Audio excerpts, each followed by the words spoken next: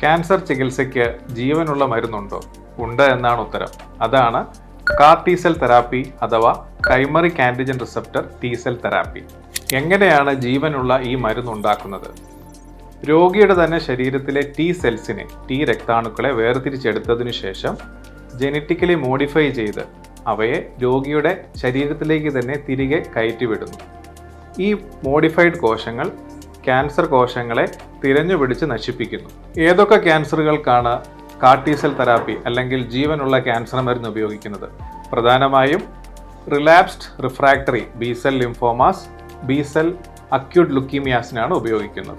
ചികിത്സയോട് പ്രതികരിക്കാത്തത് അല്ലെങ്കിൽ ചികിത്സയ്ക്ക് ശേഷം തിരിച്ചു വന്ന ലിംഫോമകൾ അല്ലെങ്കിൽ അക്യൂട്ട് ലുക്കീമിയാസ് ചികിത്സിക്കാൻ വളരെ പ്രയാസമാണ്. അവയെ ഈ കാർ ടി സെൽ തെറാപ്പി കൊണ്ട് ഒരു പരിധിവരെ നമ്മൾക്ക് ചികിത്സിച്ച് മാറ്റാനും അല്ലെങ്കിൽ നിയന്ത്രിക്കാനും സാധിക്കുന്നതാണ്.